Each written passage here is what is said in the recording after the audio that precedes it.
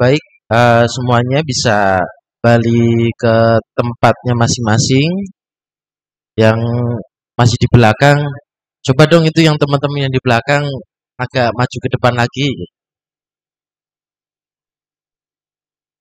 Masih semangat? Masih semangat? Nah, jargon dulu, jargon. Jargon. Baik, tas asodikia.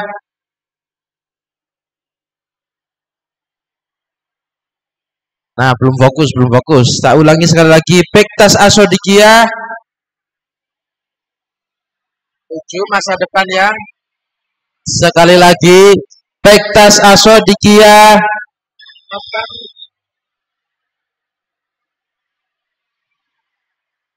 Baik, terima kasih. Masih semangat, saya rasa masih semangat. Yang kalau ada kekurangan makanan bisa menghubungi ke panitia. Sambil menunggu masuknya penyampaian materi yang kedua, yaitu mengenai aswaja, kita sama-sama terlebih dahulu merefleksikan tujuan dan juga memperkenalkan nanti dari pembicara yang akan menyampaikan. Nah, sebelumnya kita perkenalkan dulu. Nah, kira-kira pembicaranya nanti akan penyampaian materi yang kedua ini akan disampaikan beliau, yaitu Agus Dr. Haji Muhammad Sitkon Prabowo SHMH. Nah, ada yang sudah mengenal beliau? Ada yang sudah mengenal atau yang sudah mengikuti ngajinya beliau? Kalau semisal belum ada berarti kelihatan tidak pernah ngaji berarti. Sudah pernah ya? Sudah pernah ketemu ya? Kalau di pelajar itu beliau ngajarnya berarti ketika ngaji Bandongan setelah maghrib di hari apa? Di hari Selasa dan di hari Rabu. Kalau di mahasiswa berarti beliau yang ngajinya itu Bandongannya di hari Rabu malam Kamis. Nah, beliau ini merupakan anak pertama, putra pertama dari pengasuh yaitu Pak Yai, anak pertama beliau Agus Dr. Haji Sitkon Prabowo SHMH. Beliau ini merupakan, kalau saya katakan sebagai seorang akademis, jadi seorang akademis dan juga seorang yang agamis. Bisa dikatakan beliau ini merupakan seorang cendekiawan muslim. Jadi seorang cendekiawan muslim itu adalah orang yang bukan hanya aktif di dalam bidang ilmu umum, melainkan juga aktif di dalam bidang ilmu agama. Nah, secara profesi beliau ini merupakan seorang dosen di berbagai macam universitas, mulai dari Universitas Wahid Hasyim, kemudian Universitas Islam Sultan Agung, kemudian Unisbank dan lain sebagainya, yang kurang lebih sudah mengajar beberapa kampus ternama di Semarang. Selain kesehariannya beliau ini seorang pengajar, seorang dosen, beliau juga aktif di beberapa organisasi keagamaan. Salah satu di antaranya adalah di Nahdlatul Ulama sendiri, yaitu di apa kira-kira? Di Ansor dan di Banser. Beliau merupakan pengurus Ansor Kota Semarang yang sudah beberapa tahun menjabat.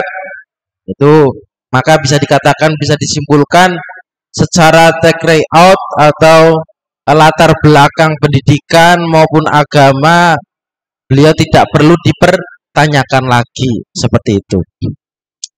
Nah, pada materi saat ini yaitu mengenai aswaja. Nah, ini tujuannya untuk apa? Supaya kita semua ini menjadikan aswaja itu sebagai worldview gitu. Nah, worldview kalau kemarin di kampus Unisula itu sepertinya udah disampaikan ada yang namanya pandangan hidup atau worldview. Nah, apa yang dimaksud dengan pandangan hidup atau worldview?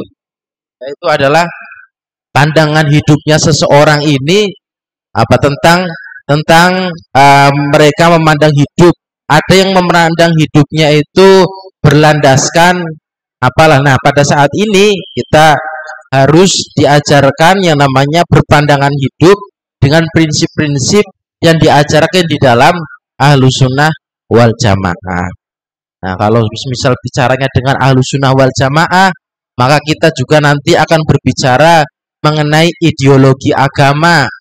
Nah, kalau mungkin barangkali sudah ada yang membaca mengenai aliran-aliran agama Islam, itu nantinya akan kita temukan di posisi mana aswaja itu berdiri, di posisi mana aswaja itu berdiri, dan bagaimana sih sebetulnya konsep ideologi yang kita sebut sebagai Ahlus Sunnah wal Jamaah. Ya, pada intinya adalah supaya kita ini memang betul-betul menjadi seseorang muslim yang progresif. Ada yang tahu progresif itu apa? Ada yang tahu apa enggak? Ada? Belum tahu. Nah, progresif itu berarti kita beragama itu tidak hanya menjalankan rutinitas ritual agama ala kadarnya, tetapi ada makna yang terkandung di dalamnya. Maka kalau menjadi seorang muslim yang progresif itu, agama itu tidak hanya diletakkan di dalam ibadah saja, tetapi berkehidupan sehari-hari pun mereka ini menggunakan agama.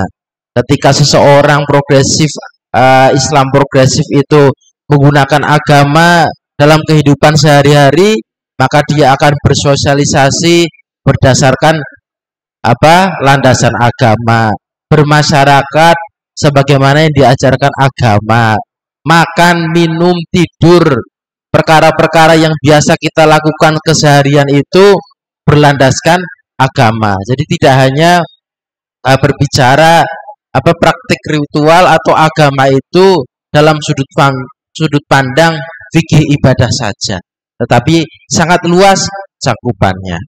Nah, nanti di Aswaja sendiri akan mengajarkan bagaimana kita ini harus bersikap. Menjadi muslim itu sebetulnya bersikapnya bagaimana? Apakah harus bertindak secara tegas ataupun keras? Kerasnya itu kepada orang lain atau kepada diri sendiri. Kemudian yang menjadi landasan sumber beragama itu apa saja? Ya, nanti akan dibahaskan. Mungkin dulu pernah, barangkali teman-teman mahasiswa mungkin dulu pernah ketika SMA itu diajarkan. Nah, biasanya itu di sekolah-sekolah SMA yang memiliki basic agama itu nanti akan diajarkan namanya akidah. Akidahnya bagaimana? Ketika orang beragama itu seperti apa? Itunya bagaimana, dan cara bersosialnya itu bagaimana? Nah, sekarang kan kita banyak sekali fenomena melihat masyarakat itu beragama tapi secara bisa dikatakan secara radikal gitu ya. Secara radikal, secara keras, yang justru sebetulnya banyak memberikan efek negatif kepada agama itu sendiri gitu. Misal kalau kita perkenalkan agama itu dengan cara yang radikal atau cara yang keras, maka orang-orang akan menganggap agama itu tidak dekat dengan masyarakat. Seperti itu. Nah, itu gambarannya nanti kita belajar atau berbicara mengenai Ahlus Sunnah wal Jamaah itu bagaimana.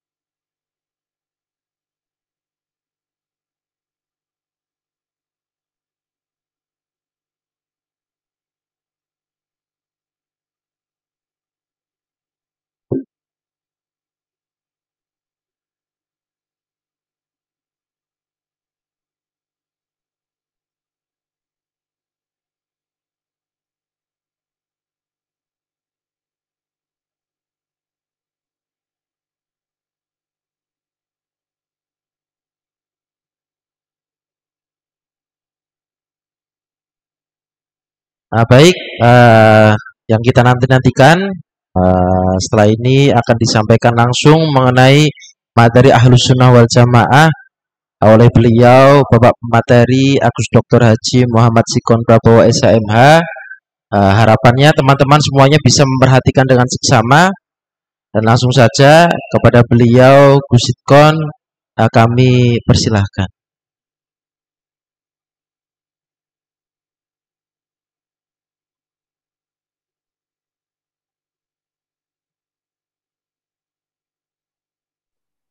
Halo, halo, suara saya terdengar nggak?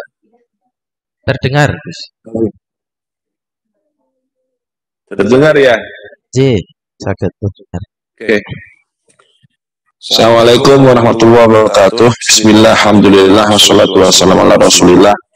La hawla wa la quwata illa billah, amma ba'dah. Yang saya cintai, para santriwan-santriwati Asyadikiyah, yang saya hormati, para pengurus, alhamdulillah pada pagi hari ini kita bisa berjumpa walaupun melalui virtual dalam rangka pentas Pekan Ta'aruf Santri Asyadikiyah tahun 2022. Salawat dan salam mari kita haturkan kepada junjungan Nabi kita Muhammad Sallallahu Alaihi Wasallam.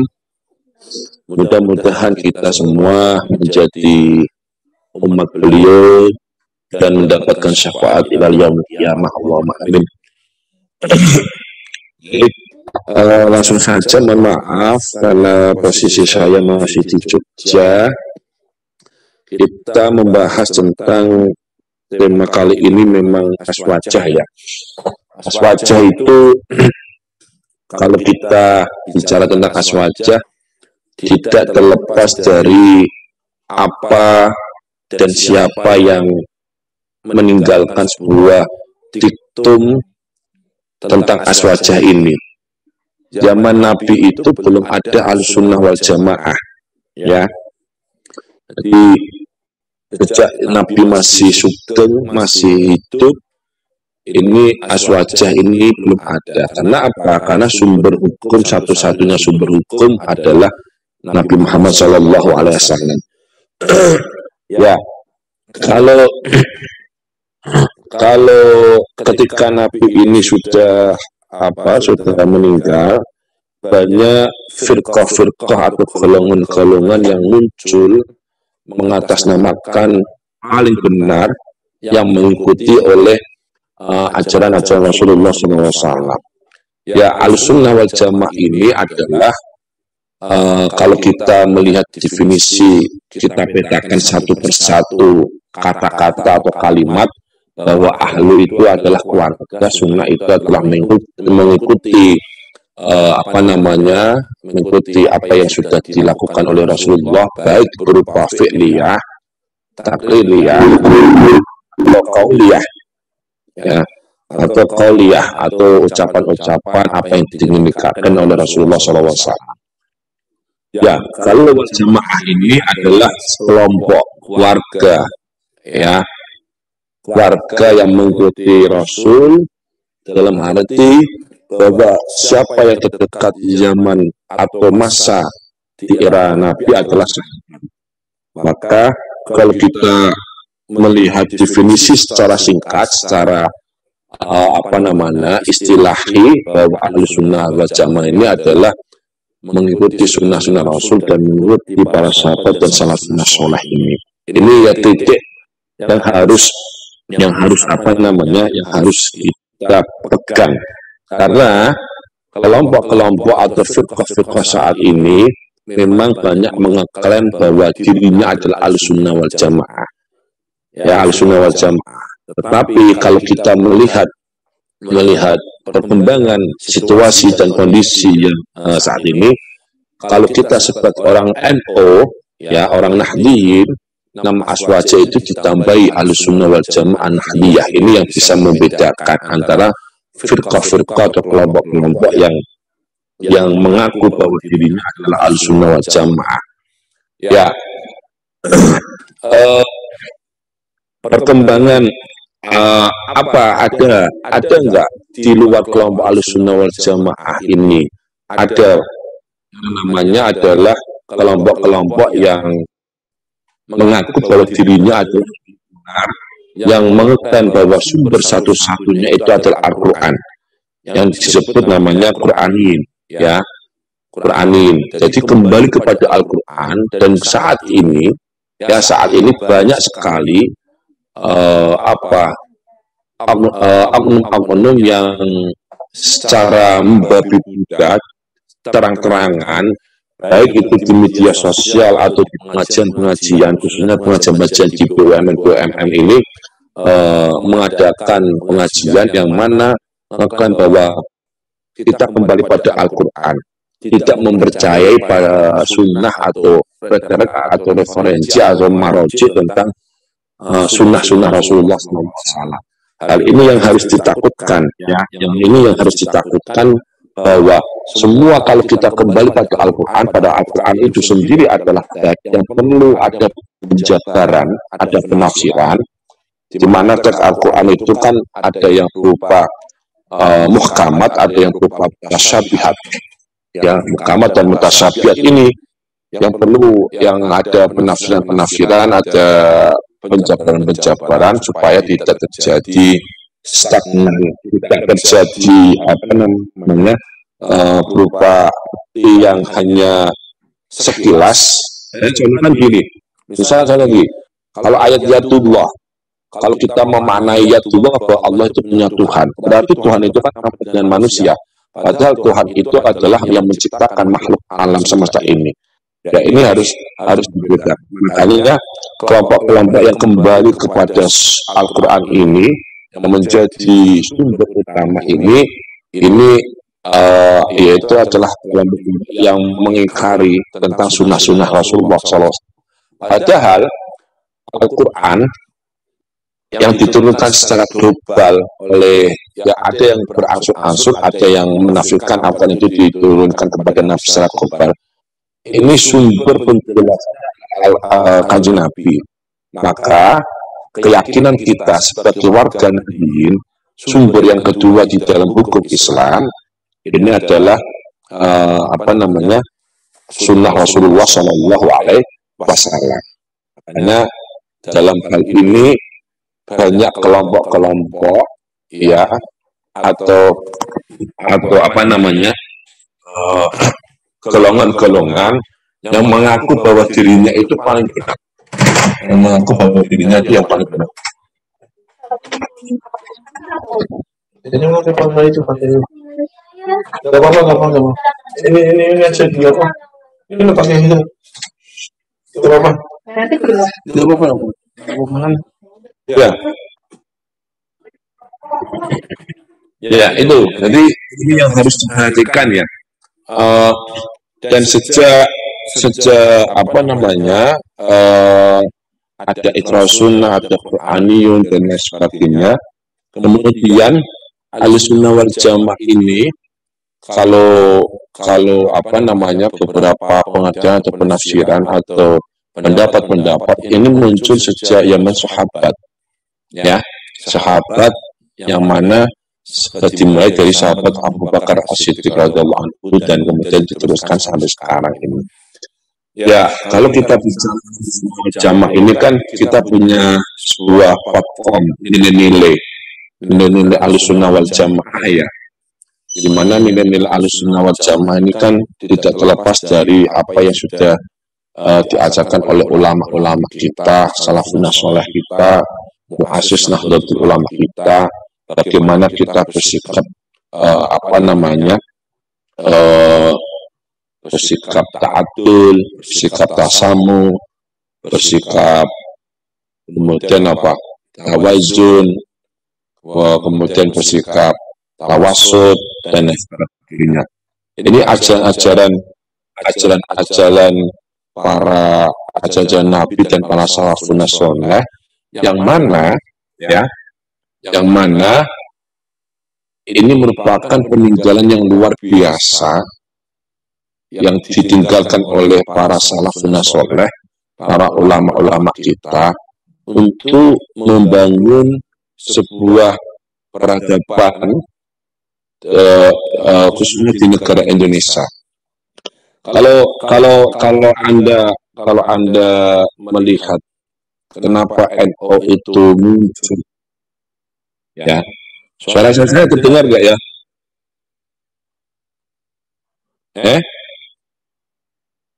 Dengar ya? Kartus. Ya. Kenapa apa namanya NO dalam hal ini muncul?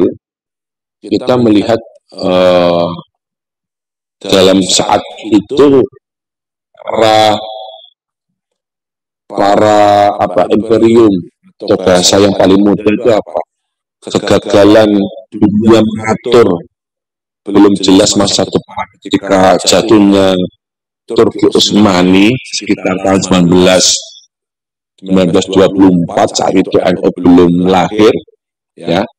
Ini kan ada gagasan yang luar biasa oleh para ulama-ulama kita, Nahdlatul Ulama itu, mengapa membangun atau bukan membangun, melahirkan yang namanya Nahdlatul Ulama, bukan Nuhudul Ulama. Itu sesuatu yang luar biasa. Kenapa harus memakai Nahdlatul Ulama dan bukan Nuhudul Ulama? Ya, ini ada di balik itu ada peristiwa-peristiwa besar. Karena kalau kita melihat tentang sejarah aswajah Ahlussunnah wal Jamaah, ya, sejak para sahabat, kemudian para tabiin dan seterusnya, ini ada pergeseran ya, pergeseran tentang paradigma keilmuan khazanah yang ada pada saat itu sendiri. Ini yang harus yang harus diperhatikan. Kita kembali lagi pada hal-hal yang sangat mudah dulu lah. Kalau saya ngajak Anda bicara tentang aswajah secara global, secara global, kita Qurannya Anda itu oke. Di sini kalau kayaknya Anda. Tapi setidaknya slide itu bisa menjadi bahan rujukan ya, bahan telaah, rujukan bahwa memang kalau kita melihat masa-masa Nabi, masa sahabat, khususnya sejak sahabat pada zaman Abu Bakar dan Umar ini, ya, gagasan-gagasan muncul, yang mana muncul itu sebuah hukum-hukum yang tidak muncul pada zaman Nabi, muncul zamannya para sahabat Abu Bakar, khususnya zamannya Sayyidina Umar bin Khattab. Namanya Sayyidina Umar bin Khattab ini sesuatu khalifah yang mencetak beberapa ratusan kontribusinya, mencetak beberapa ratusan produk-produk hukum yang saat ini masih dipakai oleh umat Islam khususnya itu, ya. Kemudian zamannya Utsman bin Affan terjadi fitnah kekacauan, ya. Saat itu terjadi fitnah antara para sahabat sendiri. Karena kenapa terjadi fitnah? Karena ingin menguasai kekuasaan itu sendiri. Maka di zaman Utsman ini banyak timbul fitnah meluas, dan akibatnya Sayyidina Utsman ini terbunuh ketika menjelang maghrib, ya, menjelang maghrib. Beliau dalam hal posisi puasa, tapi sebelumnya sudah bertemu sama Rasulullah SAW bahwa Utsman ini diajak buka bersama oleh Rasul. Akhirnya tercapai, mimpi beliau tercapai. Sore menjelang maghrib itu dibunuh oleh salah satu sahabat itu. Beliau meninggal di rumahnya sendiri, ya, kemudian pas menjelang maghrib itu. Ya, ini terjadi secara kita bicara tentang aswajah ini banyak sekali. Ya, sekarang terus Mas. Sampai terakhir apa, Mas? Bisa dinas kan nggak? Terus.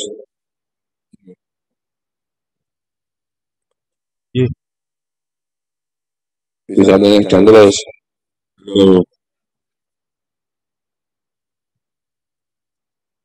Terus Mas, terus paling pol.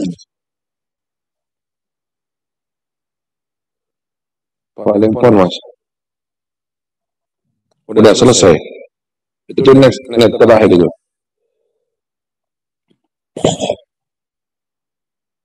Ya.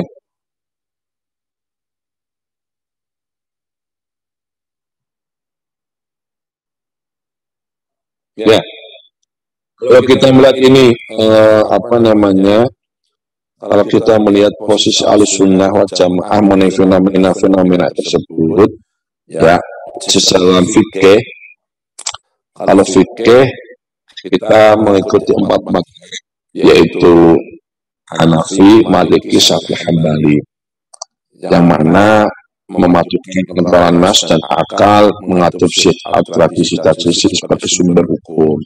Artinya kita sudah benar, ya, sebagai warga Nahdliyin, warga yang Ahlussunnah wal Jamaah Nahdliyah mengklaim bahwa apa yang kita percaya itu sudah benar. Ya, fikih kita adalah kita mengikuti 4 mazhab. Kenapa 4 mazhab? Walaupun etnik di Indonesia ini mengikuti yang namanya satu paham, yaitu Syafi'i, tetapi kita tidak itu suara siapa di mood itu.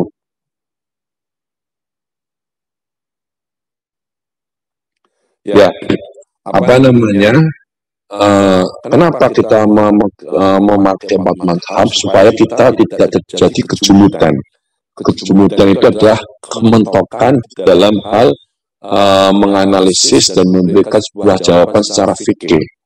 Makanya keindahan, keharmonisan yang diajarkan oleh para kiai kita, ya, salafun salih kita, dalam hal kita berfikih ini tidak dalam satu hal madhab, ya, tidak dalam satu hal madhab yang dibesar-besarkan, yang didewa-dewakan, walaupun ya tadi saya bilang identitas warga negara Indonesia ini adalah identitas yang bermadhab Syafi'i, tetapi tidak menutup kemungkinan bahwa orang-orang Indonesia, khususnya warga Nahdliyin, ini bisa mengambil kaitan pendapat 4 mazhab itu. Ketika terjadi sebuah kejumudan dalam satu hal permasalahan di dalam pandangan fikih, ya, maka kita bisa mengambil pandangan-pandangan fikih secara perspektif Imam Hanafi, Imam Maliki, Imam Hambali itu sendiri. Ya, ini sesuatu yang sangat indah sekali, ya, ketika para ulama-ulama kita, kiai kita itu dalam hal memberikan sebuah konsensus, kesepakatan bahwa ini loh, kalau kita berfikih memakai 4 mazhab. Jadi beberapa mazhab itu menjadi cara pandang kita dalam hal menentukan arah, ya, apalagi kalau kita sekarang ada fikih peradaban, karena zaman Utsmani ya kalau nggak salah, fikih peradaban itu berkembang pesat, ya, fikih peradaban berkembang pesat, tetapi tidak memunculkan atau menghasilkan sebuah karya tentang kedokteran, kimia, dan lain sebagainya. Ya, arah bergeser untuk saat ini kita di dalam Nahdlatul Ulama ini sekarang lagi gencar-gencarnya mengadakan halaqah fikih peradaban. Ya, fikih peradaban itu dalam arti bahwa dalam hal ini fikih ini kan likuli waktin wa likuli zamanin, mengikuti waktu dan zaman. Hukum itu kan mengikuti waktu dan zaman. Semakin zaman berkembang, semakin aturan itu akan menyesuaikan zaman itu. Ya, semakin manusia memiliki ide, memiliki gagasan yang biasa ditentukan oleh zaman, maka aturan dalam hal ini juga mengikuti itu. Makanya dalam hal ini luar biasa nih peninggalan ulama kita yang harus kita jaga ini. Coba bayangkan, kita bandingkan di beberapa negara-negara Saudi ketika terjadi kejumudan karena mereka mendewakan satu fikih aja, ya. Berbeda pendapat, apalagi berbeda pendapatan ini, ya, menjadi masalah. Berbeda pendapat saja itu sudah menghalalkan darahnya saudara sendiri.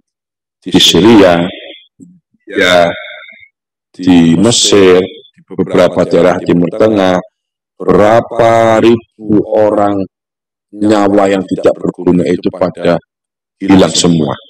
Anak-anak kecil, perempuan, dan lain sebagainya itu luar biasa karena kejumudan dalam hal satu madhab.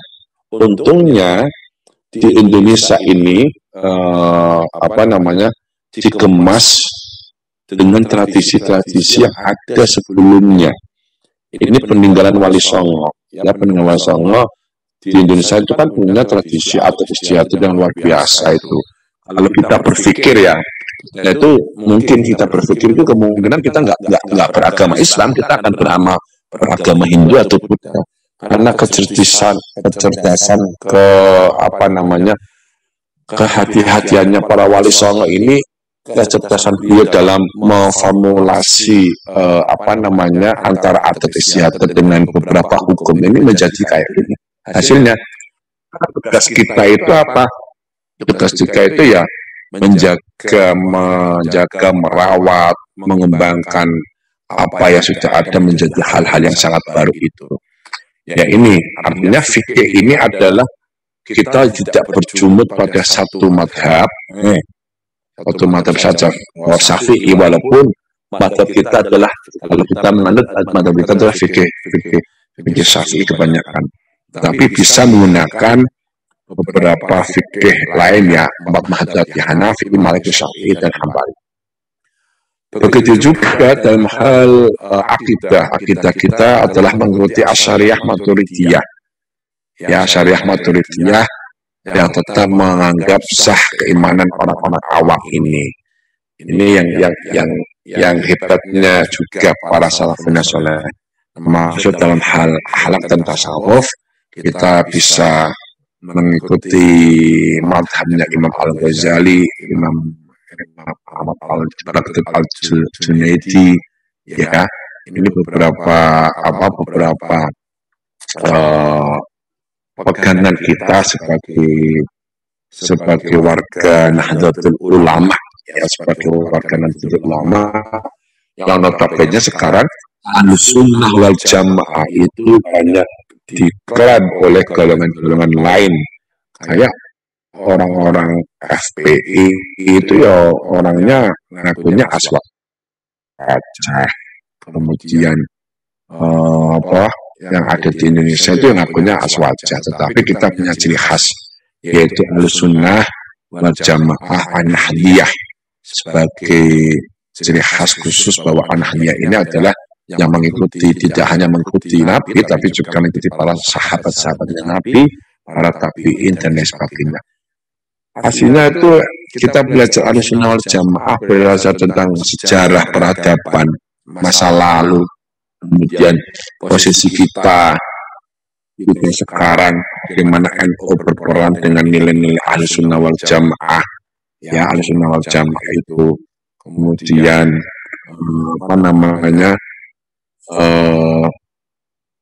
kita bisa menyelesaikan kondisi saat ini. Termasuk nilai-nilai Ahlussunnah wal Jamaah ini ada yang berkaitan dengan adil. Dalam hal ini apa? Adil itu adalah posisi, kalau kita wasit ya, wasit itu kan tengah-tengah. Kita memposisikan diri kita ini sebagai santri itu bagaimana? Adilnya bagaimana? Keadilan, keseimbangannya bagaimana? Antara dunia dan akhiratnya bagaimana? Ya, posisi adil kayak apa? Kemudian tasamuh, toleran itu. Toleran dalam hal kehidupan sehari-hari di masyarakat itu banyak kita jumpai, ya. Tidak membedakan antara satu dengan yang lain, agama, suku, dan sebagainya. Termasuk dalam kehidupan pesantren, ya, tidak toleran ini adalah tidak membedakan antara si kaya, si miskin, kemudian si bodoh, si pintar, enggak. Sama egaliter. Dalam hal ini harus menghormati hak dan kewajiban masing-masing para santri itu sendiri. Kemudian setelah tasamuh, tawazun, ya. Tawazun itu proporsional. Ya, kalau nggak salah proporsional itu. Proporsional mana ketika kalau kita sebagai santri turumu suwe karo ngaji muki agendi, ya. Terus dolan mune jopo ning pondok karo kowe ngaji ki akeh ndi. Jadi kan harus ada keseimbangan wajib itu.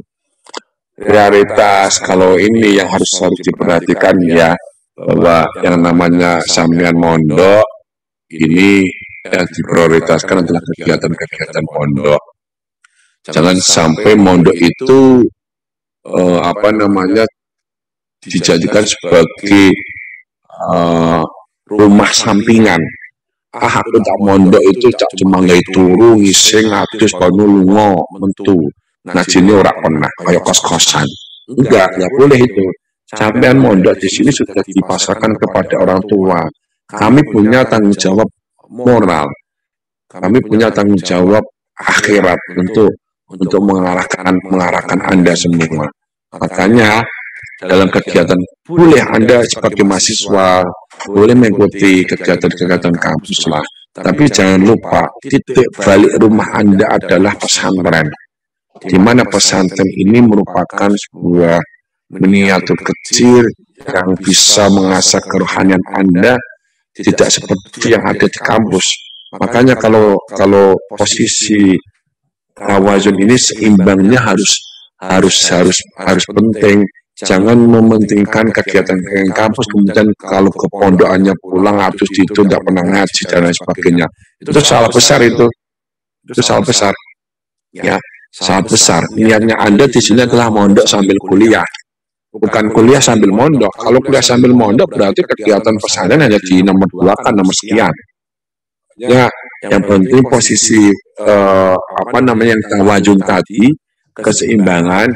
Bolehlah kita kegiatan-kegiatan di kampus boleh, tapi jangan lupa Anda kembalinya ke pesantren.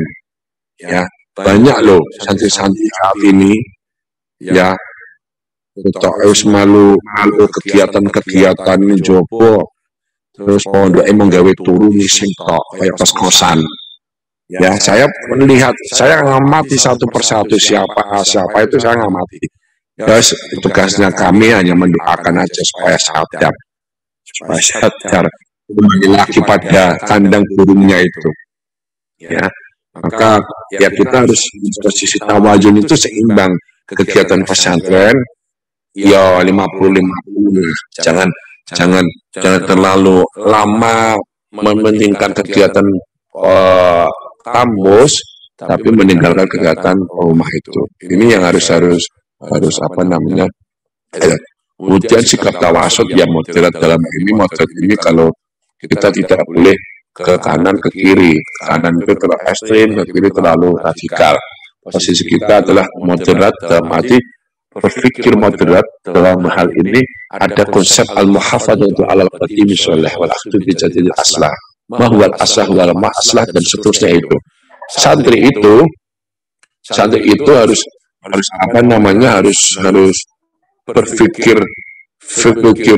berpikir moderat, berpikir jernih, berpikir ke depan. Kita punya visi misi. Ya, kalau kita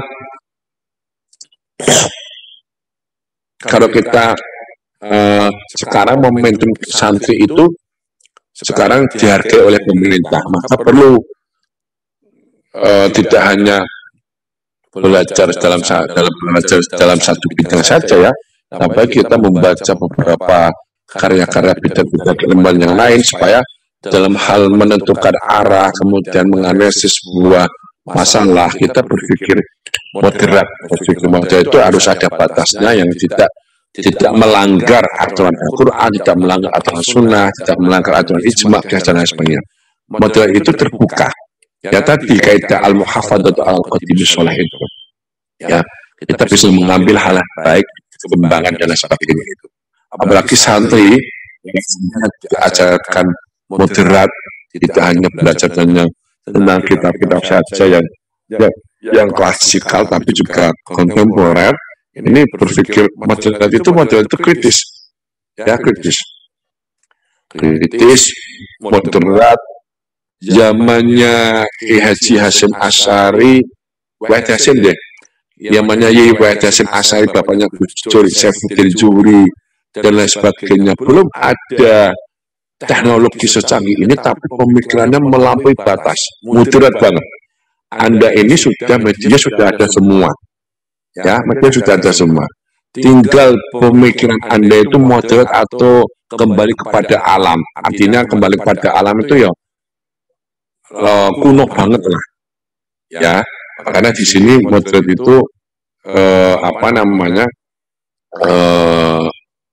harus berpikir secara matang, terbuka oleh siapapun, yang baik itu kita ambil, yang jelek kita buangkan itu. Itu beberapa aplikasi, beberapa implementasi yang bisa diterapkan itu. Termasuk tadi toleran, ya, kemudian tawasud juga, adil juga. Itu beberapa poin aja. Sekilas ini sudah jam 11, mohon maaf ya jika ada kekurangannya. Saya undur diri karena persiapan untuk kegiatan lain. Ya, Mas Kang. Ya, terima kasih banyak Gus Sitkon.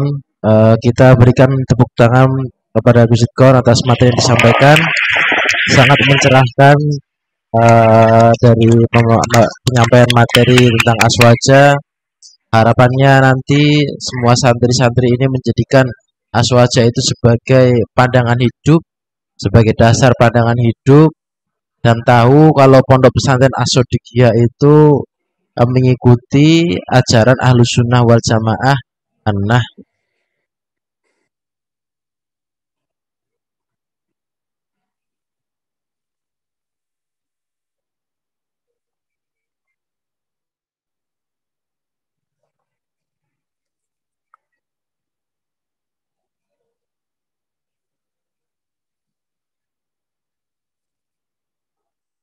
Baik, ngapunten Gus Sitkon, ini saya tawarkan kepada santri terlebih dahulu untuk sesi tanya jawab. Mungkin satu pertanyaan saja dari santri putra ataupun santri putri. Silakan bisa mengangkat tangannya. Monggo silakan. Jangan malu-malu, enggak apa-apa. Oh, Mas Faik, ya ini Mas Faik. Pertanyaan silakan bisa mendekat ke sampingnya Mas Puji, Mas Faik.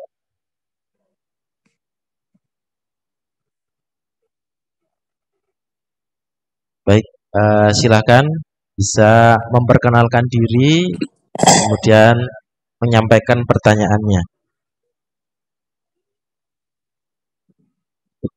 Assalamualaikum warahmatullahi wabarakatuh.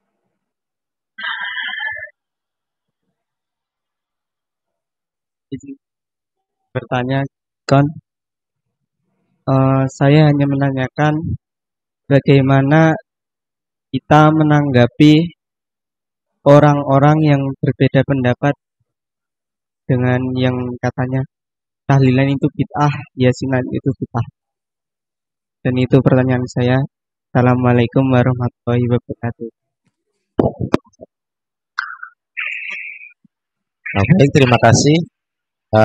Monggo kula aturaken wektalipun kalih panjenengan Gus bisa langsung menanggapi dari pertanyaan Mas Faik tadi.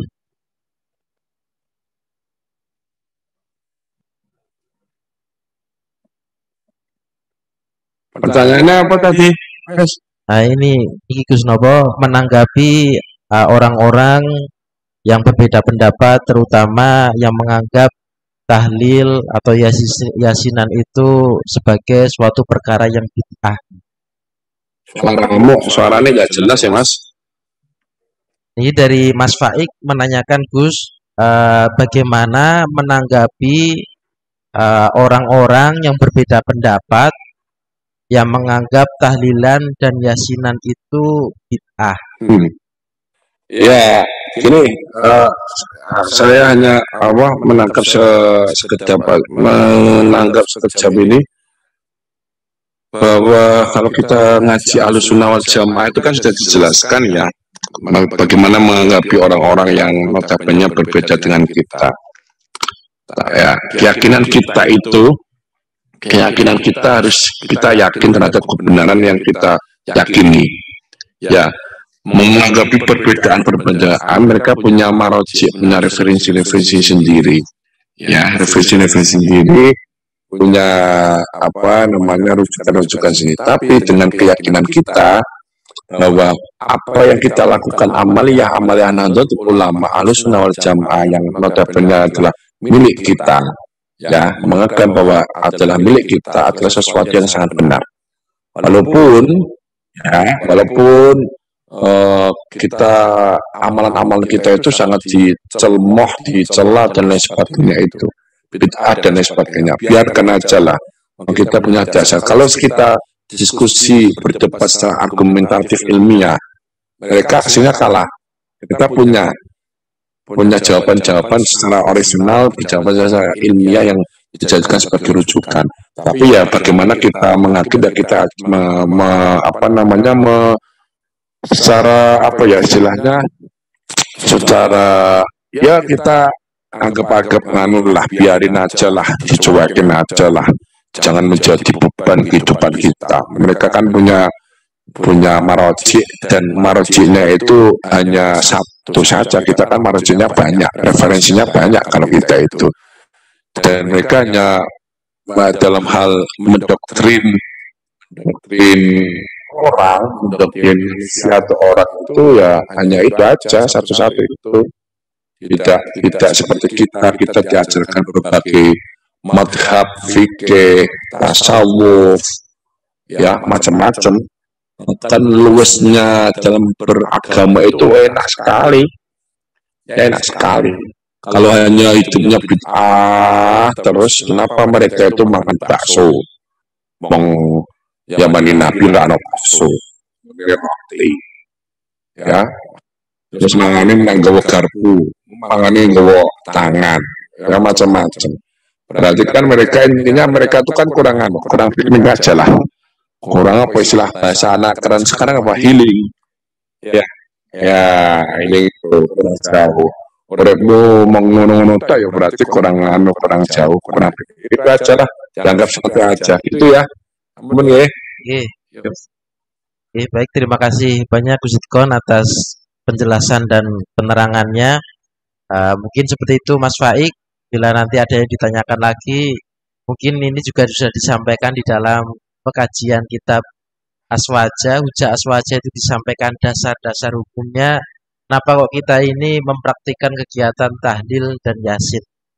Nah, mungkin seperti itu sebelum kita akhiri pada sesi materi Aswaja pada siang hari ini, sedikit kami simpulkan poin-poin bahwasannya munculnya Aswaja ini ialah yang melatar belakangi karena banyak sekali golongan-golongan yang muncul setelah